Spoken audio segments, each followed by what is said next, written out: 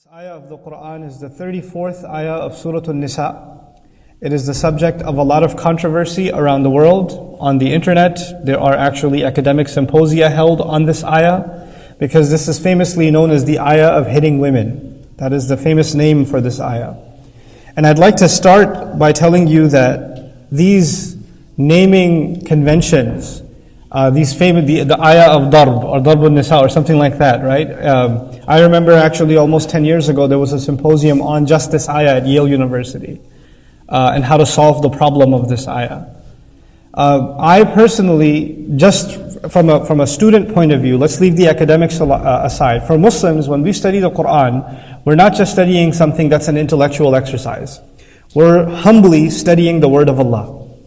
And part of our iman is that this word is supreme. وَكَلِمَةُ اللَّهِ هِيَ الْعُلْيَا. The word of Allah is in the supreme place. It is above criticism. It's above, our commentary in terms of putting it down. Whether I'm a man or a woman, what I come to find in the book of Allah, before I even understand it, there are some things inside of me that will never change. And one of them is there is no greater gift of Allah than this revelation. This is the manifestation of Allah's ultimate love, care and mercy. He calls himself Ar-Rahman when he describes that he taught the Quran. Ar-Rahmanu 'allama al-Quran. Anything the Quran teaches, as a matter of fact, is a manifestation. It's an example, a sample of Allah's loving care, mercy that is evidenced by His name Ar-Rahman itself. But often, because some of these passages of the Quran or some of these subjects of the Quran are so muddled with controversy and criticism and allegations against Islam, it's actually no surprise now that even many Muslims are uncomfortable with parts of the Quran. And when they hear certain ayat of the Quran, they feel like, well, how do you explain this or how do you explain that? And it's okay to not understand, and it's okay to want to seek an explanation. That is perfectly fine. And as a matter of fact, it is also not okay to have a shallow understanding of the book of Allah, not truly understand what Allah is saying, and then fully confidently say, this is exactly what Allah means. We have to be humble, even as students of Allah's book. That at the end of the day, Allahu A'lam. The exercise of tadabbur, the exercise of reflecting on the Quran, trying to find meaning, purpose, and guidance in the Quran, at the end of the day is a human effort. I will do my best to try to understand the word of Allah. But at the end of it all, the word of Allah is perfect and my mind is not. I'm only going to get as far as I can get. And at the end of it all, I have to give in. وَالرَّاسِخُونَ فِي الْعِلْمِ يَقُولُونَ آمَنَّا بِهِ كُلٌّ مِّنْ عِنْدِ رَبِّنَا. Even when they come across what they can't quite understand, what is tashabaha minhu, what is somewhat ambiguous from the Quran, not so clear to them, those who are really truly rich in knowledge, they don't say, I know what this says. They say, we believe in it, all of it is from Allah, I'm okay, I'm good. That contentment in the heart needs to be there as a major prerequisite. Having a criticism when the heart of a believer has a criticism of the word of Allah, you have to understand that is no different than a criticism of Allah Himself. The word of Allah is actually a representation of Allah Azza wa Jal. It is from Him. This is His message, this is His position, so we have to have a humility, regardless of gender, when we approach this subject.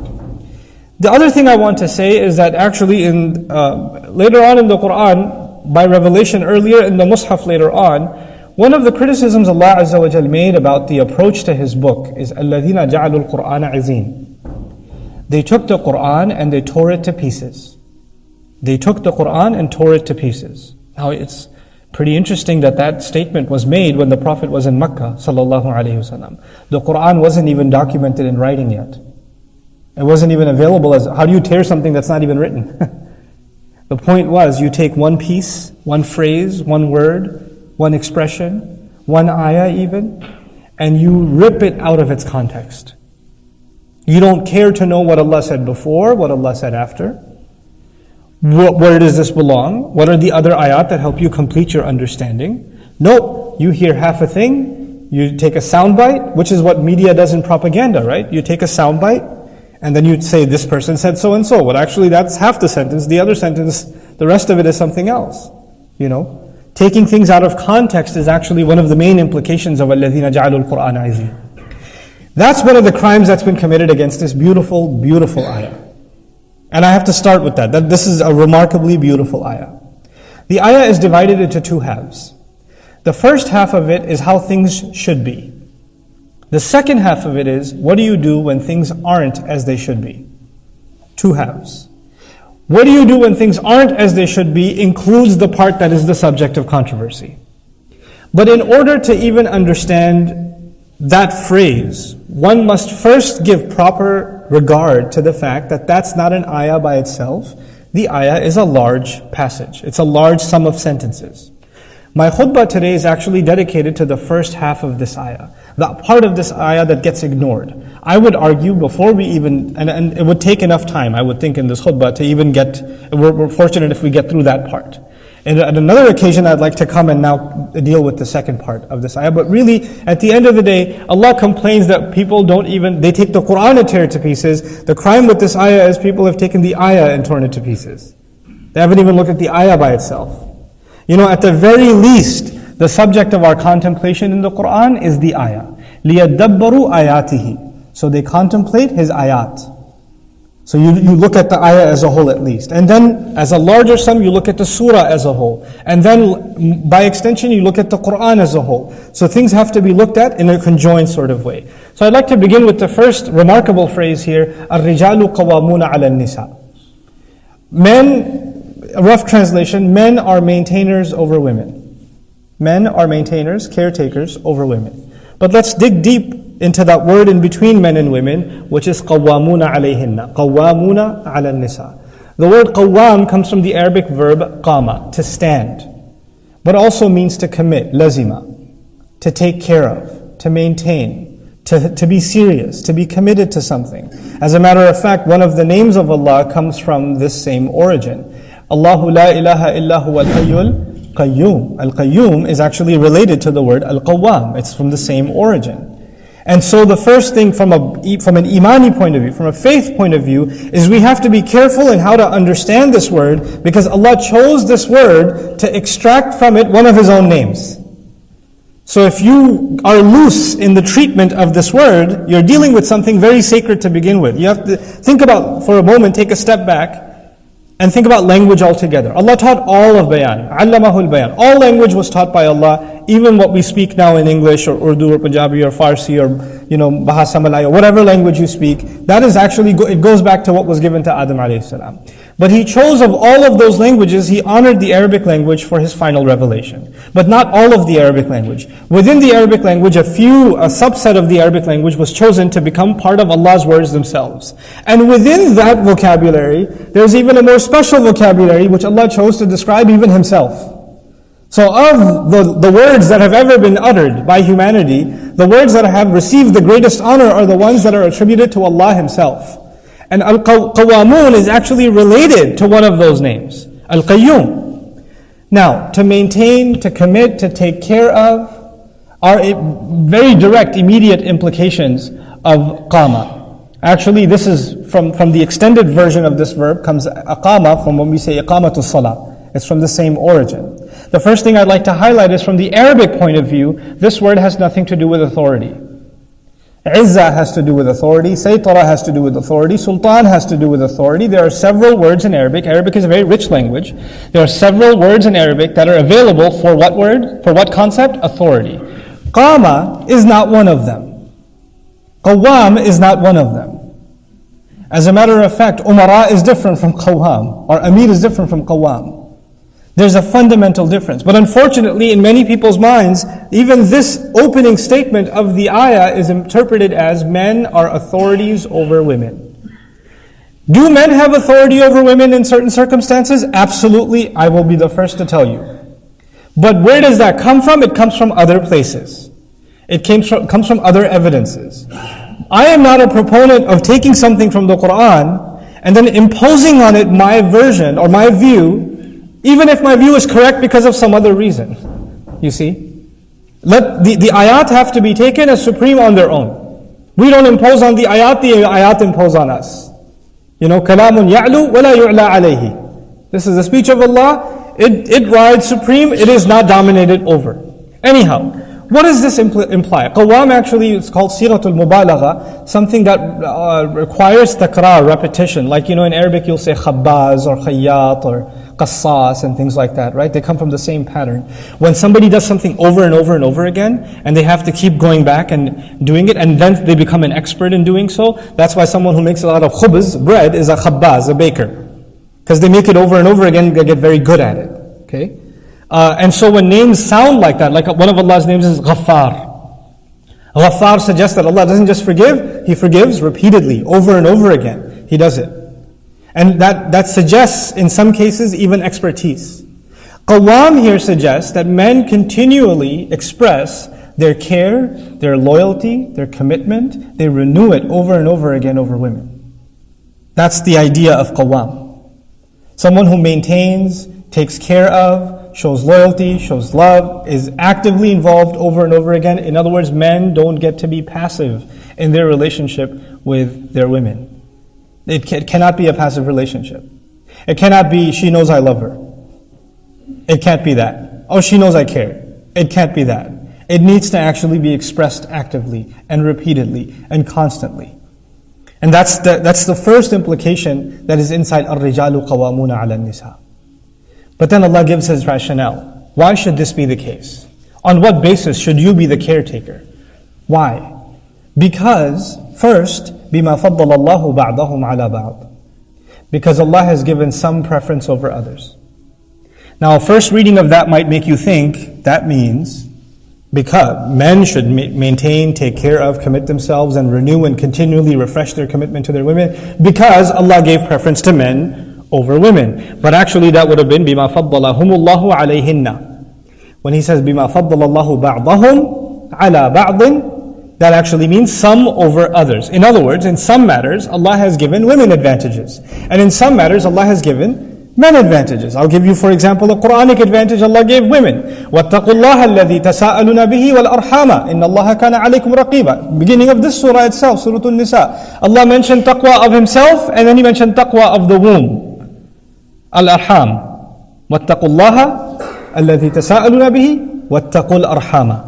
بمعنى وَاتَّقُوا الْأَرْحَامَ. Have taqwa of the wombs of the mother. What a status given to the woman. That Allah put taqwa, which occurs either for Allah or for Judgment Day or for protecting yourself from Allah's torment in the Akhirah. Be that careful of Allah. Be careful of Judgment Day. Be careful of the womb of the mother. Be careful of the relationships of the womb. And everything that comes with it, whether it's marriage, motherhood, your aunt, your grandparents, etc., grandchildren, whatever bonds you to somebody through the womb is a sacred bond now that you should have taqwa of. What an advantage that's been given. Other places in the Quran, Allah will say, وَلَهُنَّ مِثْلُ الَّذِي عَلَيْهِنَّ بِالْمَعْرُوفِ. He's given them some advantages in compensation for some of the disadvantages. That's what Allah will say Himself. And this is in a dignified way. That Allah did this not to humiliate them, but He added even the qualification, بِالْمَعْرُوفِ, at the end of that phrase. So the idea here is, Allah is actually encouraging men to acknowledge that women have been given certain honors, and because of it, they must go out of their way to take care of women.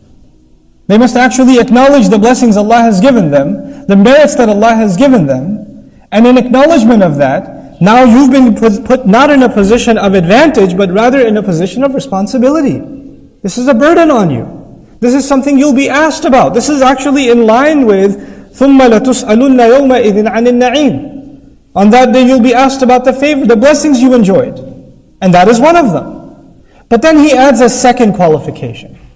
Another basis for which you must maintain and take care of your women is وَبِمَا أَنْفَقُوا مِنْ أَمْوَالِهِمْ. Also, this is actually commonly not understood. Our mufassirun exhausted themselves over this. وَبِمَا أَنْفَقُوا مِنْ أَمْوَالِهِمْ. The ba' they say لِلْإِبْتِدَاء. One argument is لِلْإِبْتِدَاء. What does that suggest? It means because the starting point of their relationship with their women is that they spend from their monies. Your relationship with your spouse isn't, well, I pay the bills, I pay the rent, I'm paying the car insurance, I'm paying the cell phone, I'm paying for your shopping, so I don't have to do anything else. as if to say the starting point of it. Look, because on account of the fact that you're already spending from your monies, which is the original gesture, by the way, even that relationship of marriage began with mahar, it began with infaqul amwal. But that wasn't the end of the relationship, that was the beginning of the relationship. It actually ceremonially symbolized something. It symbolized that you're willing to spend even of hard-earned income on this person. And therefore, now that and by the way, when you spend something on someone, or on something, then naturally you take care of it. And so actually on account of that, Allah Azza wa Jalla says you and I must, as men, take care of women. وَبِمَا أَنفَقُوا مِنْ أَمْوَالِهِمْ.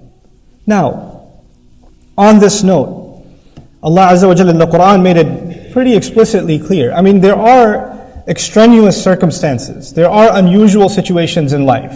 And Allah mentions those too. But as a general principle, a man is supposed to actually have deep in his spirit that he wants to provide and take care of his family. Not just emotionally, and in every other sense that's already, in a protective sense that's already been mentioned, but also in terms of providing. I felt the need to highlight this because I've had, I think, one too many conversations that have left me pretty shocked, even disgusted, where husbands not only refuse to spend on their wives, I mean, not even in the most minimal way. They'll even go to a restaurant. And I'm not talking about some uneducated people from some rural area somewhere. No. Those people are actually much better. We're talking about people who live in Dallas, man. We're talking about people that are educated, professional, well established, and they'll go to a restaurant with their wife and say, we're splitting the check. Or I didn't want to come here, you wanted to come here, you pay. Or we're going on a trip to Pakistan. You buy your own ticket. Or, well, if you, and she says, I haven't bought any clothes for 3 years. I don't have anything. I don't even have enough to just even get groceries. Well, get a job then. I don't have enough, but you do have enough. You're getting a second car. You just bought a new TV for your office, which you play video games in. Why can't I just have, no. If you want to, just go get work. Go work yourself. This is the antithesis of qawwamuna ala, as if Allah is saying, if you don't have that, if you don't have the sense to want to spend and take care of, and by the way, that's not an open line of credit for women either. It's not like she spends whatever she wants or whatever. But you must take care of her needs at least. And make her feel dignified. And actually, even if a woman has to come and beg and ask, and be humiliated to even ask for some financial assistance. This is an indication that you're no longer qawwam. You're not. وَبِمَا أَنْفَقُوا مِنْ أَمْوَالِهِمْ is so beautifully spelled out, And what happens in many traditional cultures is a fun problem. We get married, and our parents and our siblings, they're our real family. This girl you married, you just did her a favor. And you and your family will continuously remind her that, I could have married anybody. My mother showed me 20 different proposals, and I went with you. So you just be grateful and live in the closet. You know your place. And now she sees with her own eyes, every time you earn something, every time there's a moment to celebrate, every time there's a joyous occasion, you treat those people as your real family and her as second class. She doesn't really belong. She's the object of criticism, ridicule, mockery, and even negligence.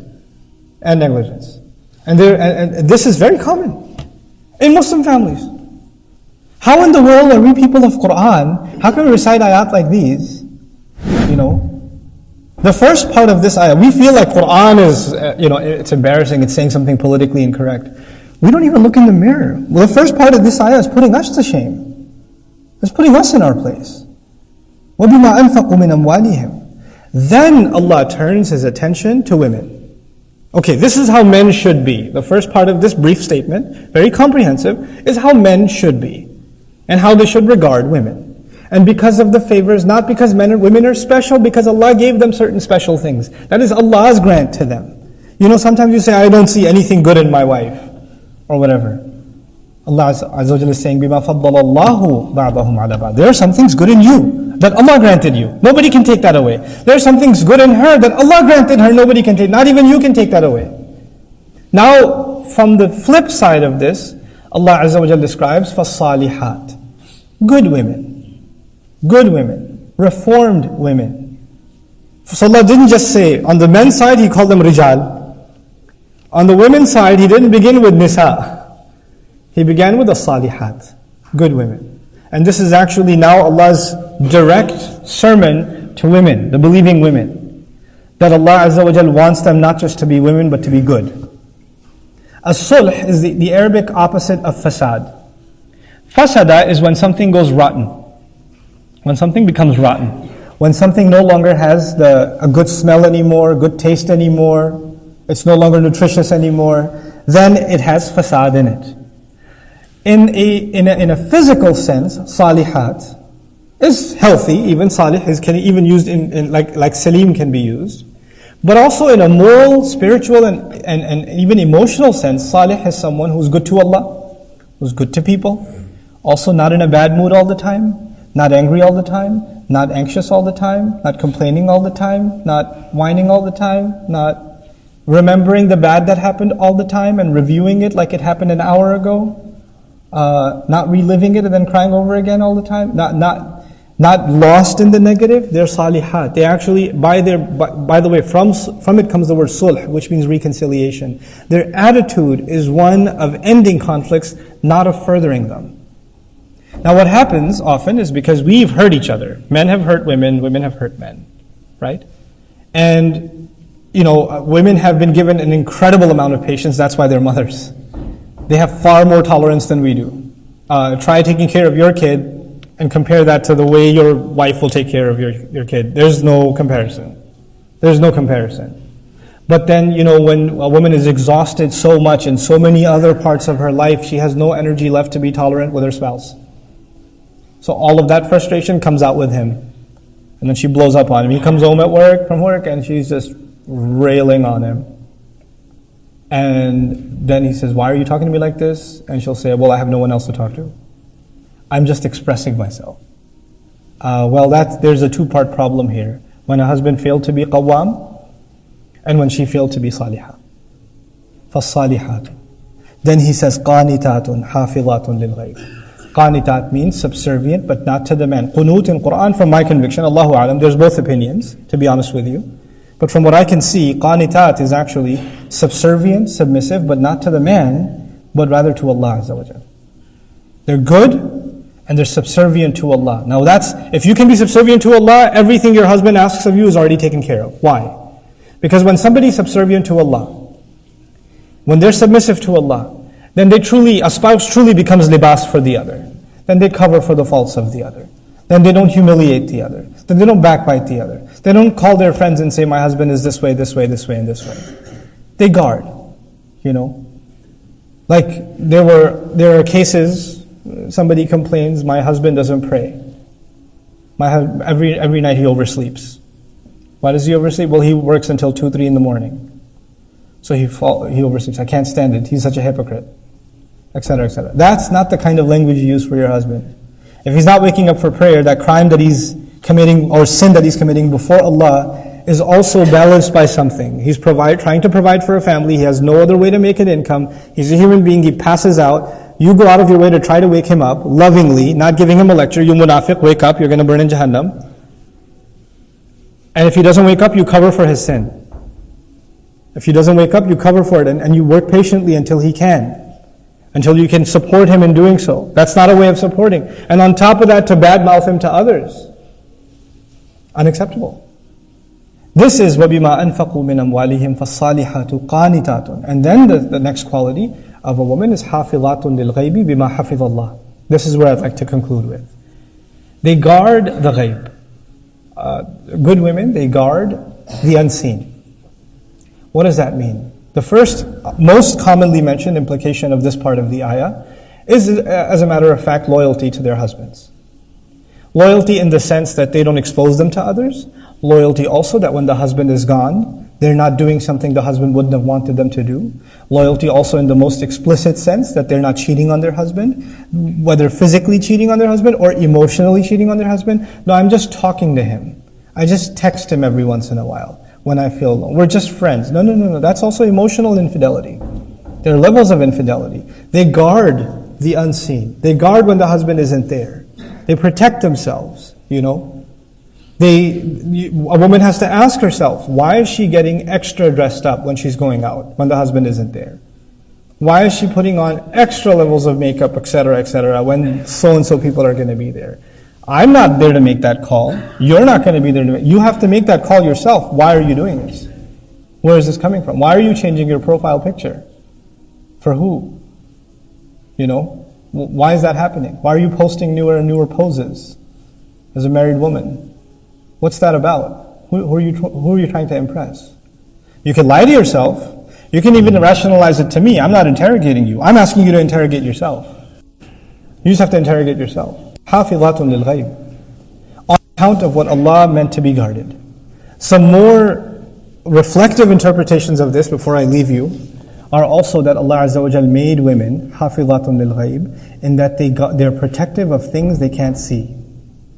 They're more careful and mindful and spiritually more alert than men are.